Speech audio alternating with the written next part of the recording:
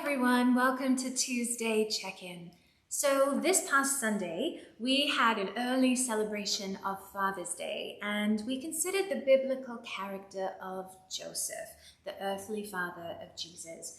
We thought about the many ways that he was receptive to God, and the ways in that his qualities of love and openness allowed him to really listen and respond to what was needed.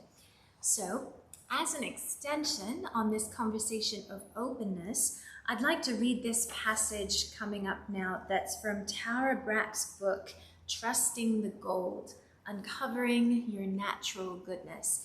And this little section is called A Heart Ready for Anything.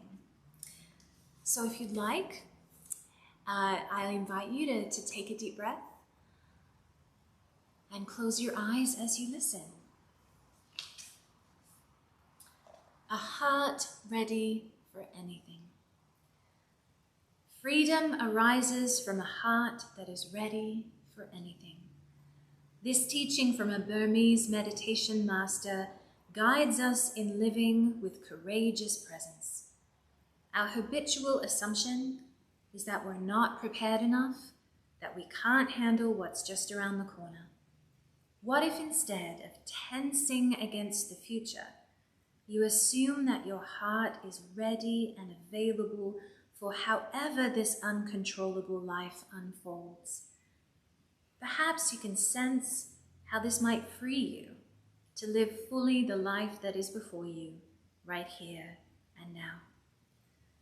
When our hearts are ready for anything, we are free to love without holding back, free to reach out when others are hurting, and free to celebrate the beauty and mystery of our world.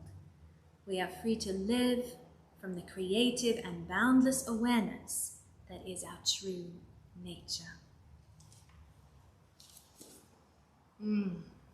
What a lovely reflection on the idea of having a heart ready for anything. And I love this connection between the notions of freedom and receptivity, that our practice of receptivity and openness to the divine can actually allow us to act in greater freedom because our own fears and our anxieties and our preconceived notions, they can fall away. And Swedenborg does insist in many places in his works that God's divine providence for us does not act in sort of vague universal ways, but actually exists in the smallest details of our lives, the smallest details of everyone's lives. And this doesn't mean, of course, that God is orchestrating all these small details or even condoning everything that happens and all of the bad decisions that we make, but rather that God has a loving concern for the smallest details of our life and is helping guide us through them.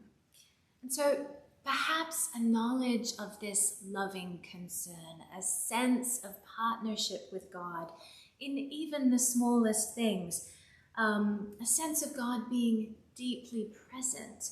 This might help us have the kind of heart that really is ready for anything because we know that God is with us, the kind of heart that is open and responsive and flexible, just as Joseph's was. So, thank you so much for joining us today for this reflection. I do hope that it can give you some inspiration for the week. And I do hope also that you will be able to join us at church, either in person or online, 10:30 a.m. on Sunday. Thank you, everyone. Take care.